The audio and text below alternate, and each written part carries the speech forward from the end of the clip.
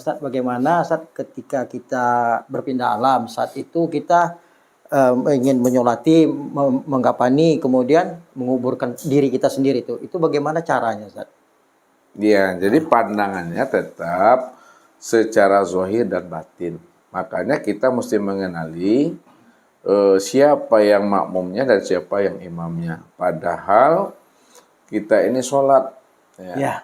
Kalau kita sholat walaupun kita sendiri, tetap hakikatnya sholat sendiri itu adalah berjamaah dia. Bukti dia berjamaah, ada imam, ada makmumnya. Sekarang, karena kita ada diri yang zahir dan ada pula diri yang batin, dari situlah kita bisa paham dan mengenal bahwa diri yang zahir itulah sebagai makmumnya, diri yang batin itulah sebagai imamnya. Diri yang zahir itu yang dikatakan sebagai makmum, inilah yang disebut namanya tubuh jasmani. Nah, sedangkan diri yang batin sebagai imamnya itu yang disebut namanya ruh.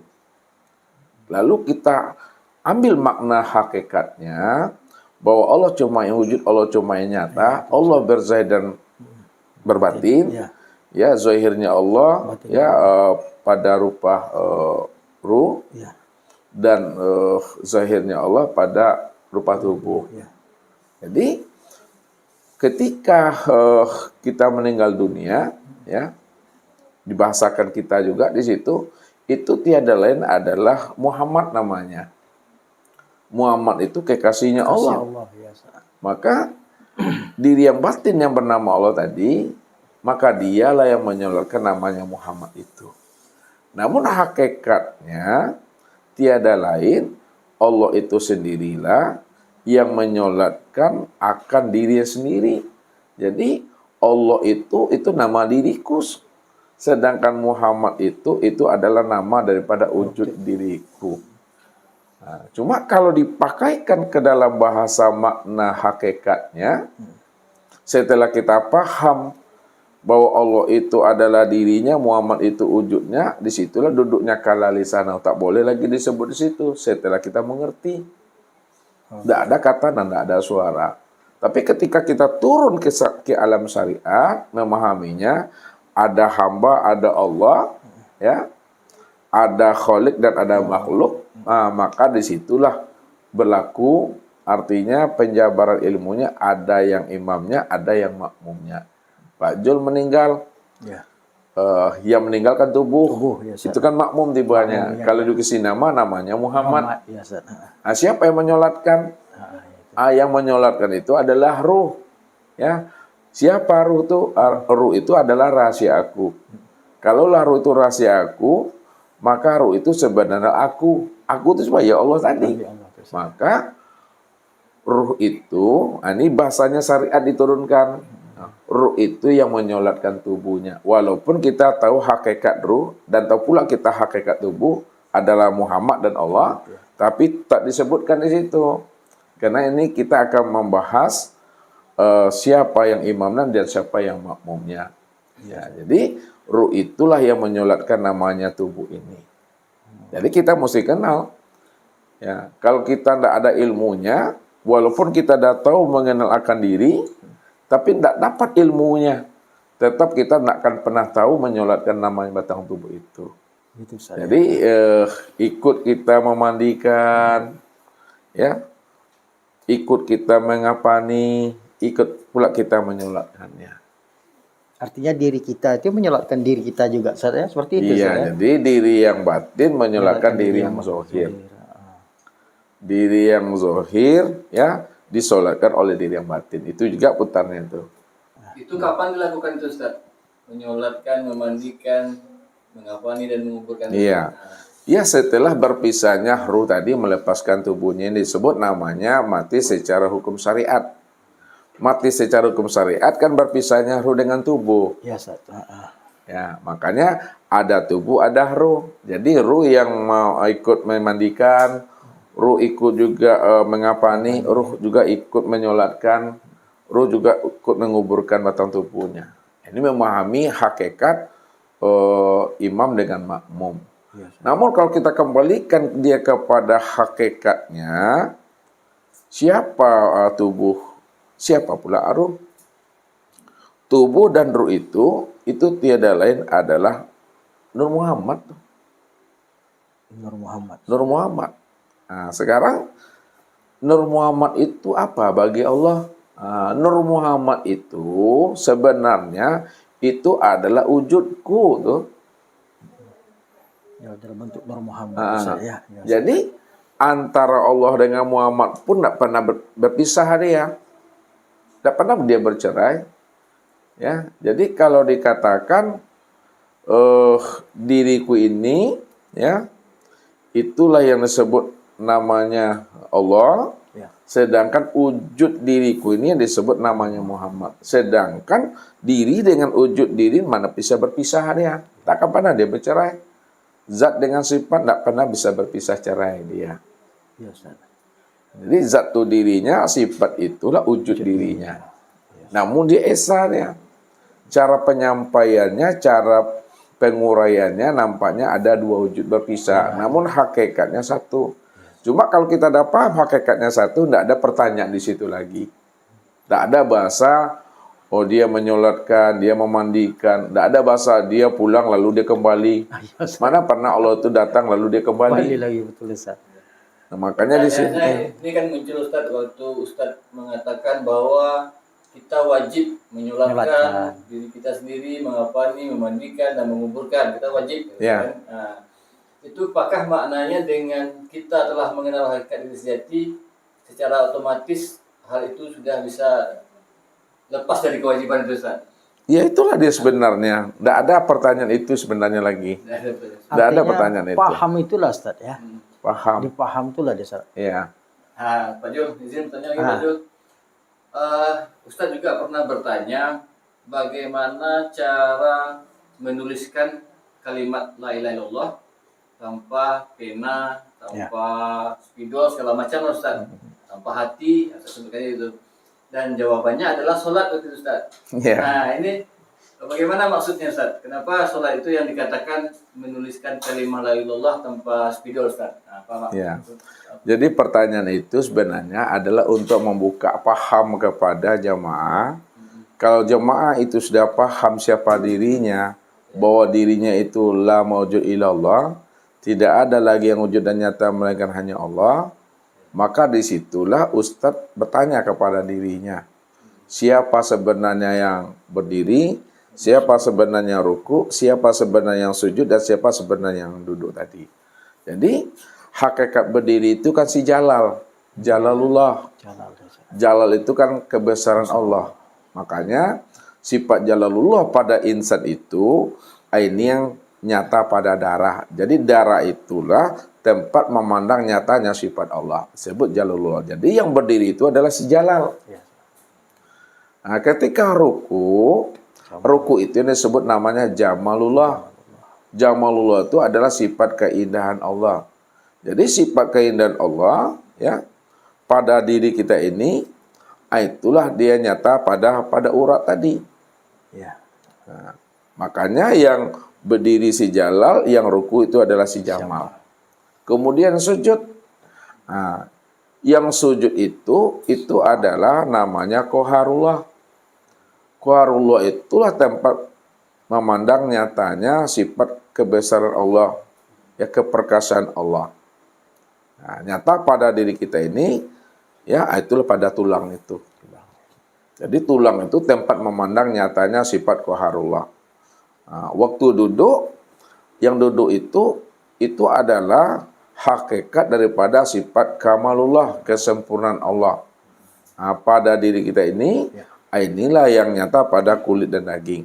Jadi, orang yang telah mampu mengenal akan hakikat rahasia dirinya, tidak lain adalah Allah.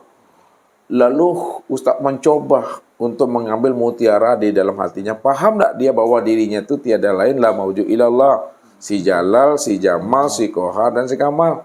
Maka muncul pertanyaan untuk memancing sebuah pemahaman tadi. Bisa tak Bapak Ibu menuliskan kulimah Allah, tulisan Allah, huruf Allah tanpa pakai pena, pakai spidol, pakai tunjuk, pakai hati, pakai pikiran? Kalau kita paham bahwa diri kita ini adalah Jalal, si Jalal itu Allah, diri kita ini Jamal, Jamal itu Allah, diri kita ini Kohar, Kohar itu Allah, diri kita ini adalah Kamal, Kamal itu adalah Allah. Ketika itulah kita bisa menuliskannya tanpa menulis dengan pena dan spidol tadi. Kita bawakanlah dalam praktek sholat. Allahu Akbar. Nah, berdiri itulah yang hakikat huruf alif, yang Jalal. Nah, jadi Jalal itu berdiri pada lafaz Allah, itulah pada huruf alif. Nah, Allahu Akbar, ruku. Ruku itulah hakikat lam awal. Nah, itu yang duduknya pada si Jamal. Ya, jadi Jamal itu ruku pada lafaz Allah, itulah pada lam awal. Pada tubuhnya Ustaz. Kalau pada tubuhnya, jadi kalau saat berdiri darah. Ya, itu api. Pada diri kita darah. Ya. Pada tubuh itu angin. Nah, itu urat nyata dia pada diri kita. Kemudian sujud. Nah, sujud itulah hakikat lam akhir dari lafaz Allah. Ayat itu pada diri kita tadi itu air. Itu sifat kohar tuh. Kemudian duduk, itulah makna hakikat huruf H pada lafaz Allah. Ayat yang sifat kamalullah tadi pada diri kita itulah sifat tanah tadi. Makanya berdirinya Allah, rukunya Allah, sujudnya Allah, duduknya juga Allah. Itulah memahaminya. Ya, itu maka disebutkan la mauju ilallah itu Nah, la mauju ilallah. Jadi perbuatannya tadi, lihat. Itu kan hakikat. hakikat ya. Perbuatannya tuh nampaklah pada Muhammad. Karena Muhammad inilah kezohiran untuk memandang nyatanya Allah tadi. Allah dengan Muhammad itu tidak akan pernah bisa dipisah ceraikan tadi. Muhammad itu, inilah hakikatnya pada kepala nih. Ha itu pada lapas Muhammad, itulah nampak pada dada. Dada kitanya, batang tubuh. Sedangkan mim itu nyata pada pusat. Dal itu nyata pada kaki. Nah, maka siapa yang Muhammad? Muhammad itulah nyatanya wujud Allah. Kalaulah Muhammad itu nyatanya wujud Allah, maka sebenarnya Muhammad itu tiada lain Allah itu sendiri. Hakikatnya Allah. Namun yang nampak itu adalah Muhammad. Jadi Muhammad itu wujudnya. Dirinya bernama Allah. Sedangkan diri dengan wujudnya Esa dia. Itu bagaimana pula dengan Adam dan insan itu, Ustaz? Itu kan Allah sama Muhammad, Ustaz. Kalau Adam itu bagaimana pula Ustaz memahami, Ustaz? Adam kemudian insan, Ustaz, pada diri ini, Ustaz. Ya, Adam itu udah duduk pada asma namanya. Asma, Ustaz. Ya, jadi itulah dikatakan kesempurnaan memandang Allah pada Muhammad tadi, pandanglah kepada Adam. Karena Adam itulah rupanya Allah tadi. Wa khalaqa Adam kasuratihi, dan dijadikan Adam itu sesuai dengan gambaran rupa diriku. Maka disebut namanya Adam. Adam itu Allah dalil Muhammad. Allah itu nyata pada Muhammad. Jadi untuk memandang Allah, pandanglah kepada Muhammad yang disebut namanya dengan Adam. Itu juga dia tuh. Itu juga orangnya, Ustaz, ya. Itu juga orangnya. Jadi jangan dipisahkan Allah, Muhammad, Adam, dan insan. Itu juga dia. Makanya dikatakan Allah itu namanya, Muhammad itu wujudnya, Adam itu rupanya, dan insan itu adalah rahasianya. Jadi itu yang disebut namanya makom sholat pada makom musyahadah namanya. Itu duduknya di hakikat tuh. Kalau musyahadah itu kan masih penyaksian, Ustaz. Masih menyaksikan, Ustaz. Jadi kalau yang sebenar ini, Ustaz, apa kita menyaksikan? Bagaimana tuh melihat Allah itu sendiri, Ustaz? Tapi udah Ustaz katakan, Allah dengan Muhammad itu walaupun dua nama, tapi nama wujud orangnya kan satu. Itulah maknanya Allah menyaksikan akan dirinya sendiri, ya, dengan wujud dirinya sendiri yang bernama Muhammad. Nah, contohlah, Pak Jul bisa nggak melihat wajah Pak Jul? Nggak bisa, Ustaz. Nggak Itu bisa. harus ada alat, Ustaz. Iya, betul, Ustaz. Ya, jadi bagaimana supaya Pak Jul bisa melihat wajah Pak Jul? Nah, itulah kita bercermin, Ustaz. Nah, itulah cermin-cermin itulah tempat memandang wajah Pak Jul. Sekarang, Allah itu kan hakikatnya, ini Ustaz bilang, Allah itu hakikatnya adalah kosong dalam ketiadaan. Iya. Nah, kosong dalam ketiadaan. Lalu bagaimana dirinya yang kosong dalam ketiadaan tadi, bisa dia melihat bahwa dirinya itu yang wujud, dirinya itu cuma yang basar, kalam, ilmu, kuda, iradat tadi, dirinya maha segala-galanya, maka disitulah letaknya dalam bahasa Ustadz, bahasa kias, Allah melihat dirinya di luar dirinya. Di luar dirinya itu yang disebut namanya Muhammad.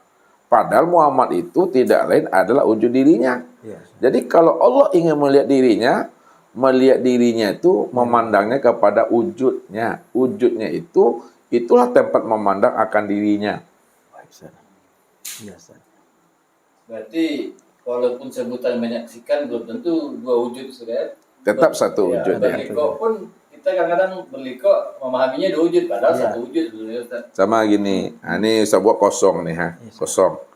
Ya, kosong ini yang dirinya sekaligus kosong ini pula lah yang wujud dirinya. Yang dirinya disebut namanya Allah, yang wujud dirinya disebut namanya Muhammad. Padahal situ juga dia tuh. Ya artinya saling bertatap wajah lah ada gitu Ustaz ya. Antara kosong sama Muhammad Ustaz ya. Ya boleh itu yang sebut namanya dengan musyahadah, saling menyaksikan Saling tadi. menyaksikan Ustaz ya. Nah, setelah kita musyahadah, di atas musyahadah masih ada lagi makomnya ke atas. Nah, di atas musyahadah itu yang disebut nama mukasyafah. Mukasyafah itu sudah terbuka tirai. Ketika telah terbuka namanya tirai, betul-betul Allah yang kita saksikan itu memang dia cuma yang ada pada diri, di luar diri, itu yang disebut namanya mukasyafah. Ketika itu tidak ada lagi bahasa menyaksikan dan bahasa disaksikan. Nyatu dia gitu Ustaz ya. Bukan menyatu dah. Lah kalau lisanau itu di situ duduknya. Udah tak bisa diutarakan lagi lah Ustaz. Makom diamnya di situ. Sudah mukasyafah itu. Biasa. Tidak perlu lagi bahasanya diingat-ingat. Tidak ada bahasanya lagi itu menyebut-nyebut di situ diam. Samanya Pak Jul ini HP. Pak Jul dah tahu nih. Sudah duduk pada mukasyafah. Ini yang HP. Perlukah diingat-ingat lagi? HP. Perlukah menyatakan HP juga? Tidak perlu. Karena kalau udah nyatanya HP, tidak perlu dinyata-nyatakan lagi. Tak perlu diingat-ingat lagi. Ambil aja lah, pakai lah, pencet lah, putar-putar aja lah. Itulah bahasanya. Udah tahu kita itu namanya semangka. Perlu lagi sebut semangka. Perlu diingat-ingat juga lagi semangka. Perlu dinyatakan juga semangka lagi. Makan sih lah lainnya. Itu maknanya. Kalau kita sudah mengenal Allah itu zahir dan batin, awal dan akhir, tak perlu bahasanya di situ diingat-ingat, disebut-sebut. Ya, nikmati aja lah. Ya. Jadi bahasa untuk sempurna itu nikmati itulah Ustaz ya. Iya, nikmati itu. Apapun ceritanya tetap nikmati. Kan seperti Ustaz ya. Jadi bahasanya Allah tuh menikmati akan perbuatan dirinya sendiri dengan kelakuannya. Itulah bahasa yang bisa diungkapkan. Allah menikmati akan dirinya dengan perbuatan dan kelakuannya. Kalau bahasa yang turun ke bawah, Allah yang menjalani akan takdir dirinya sendiri. Ya, artinya, kalau bahasa marifatnya, Allah ya sudah menunjukkan akan kepasrahan dirinya. Artinya setelah paham ini, kita tidak bolehlah berburuk sangka lagi Ustaz ya. Terhadap semua peristiwa terjadi. Setelah kita paham arti bahasa menikmati ini Ustaz. Iya. Karena kan hanya Allah aja yang di sana. Iya, yang pelaku memandang. tunggalnya Allah itu aja. Kalau bahasa pelaku tunggal itu jauh betul. Iya, yang memandang dengan yang dipandang itu juga. Ya, makanya kita mesti wajib dan mampu kita mengenali akan penyamaran Allah tadi. Penyamaran itu bahasa hadisnya tahwil. Mesti mampu kita memandang tajalli bentuk dan rupa Allah tadi itu dalam bentuk yang lain. Oh, itu penyamaran itu bahasanya tahwil gitu Ustaz. Iya. Ya? Jadi tahwil itu kalau bahasa hakikatnya tajalli. Terjadi saya. Kalau bahasa syariatnya apa tadi? Penyamaran. Kalau yang ini alam. Alam ya. Itu alam namanya. Makhluk ya. Makhluk namanya. Itu dia. Jadi gunakanlah bahasa yang tepat sesuai dengan makomnya masing-masing. Itu aja. Jadi pada intinya tetap Allah itu wahdatul wujud. Bukan dua wujud lalu menjadi satu, itu yang salah. Wahdatul wujud itu Allah cuma wujud yang satu-satunya. Tidak ada wujud yang lain. Ya karena kan Allah itu kan berdiri dengan sendirinya, Ustaz ya. Ya itu. Makanya dia disebut wahdatul wujud. Seperti itu, Makanya Ustaz. orang kadang-kala memahaminya wahdatul wujud itu dua wujud lalu menjadi satu. Sehingga manusia menyatu dengan Tuhan, Tuhan menyatu dengan manusia. Hanya sebut namanya ittihad dan hulul. Ini yang salah. Bukan memahami seperti itu. Sehingga berpisahlah Allah dengan manusia, berpisah pula manusia dengan Allah. Padahal tidak ada dua wujud. Tetap satu, wahdatul wujud itu Allah cuma satu-satunya yang ada. Itu cuma artinya. Itu aja, Ustaz ya.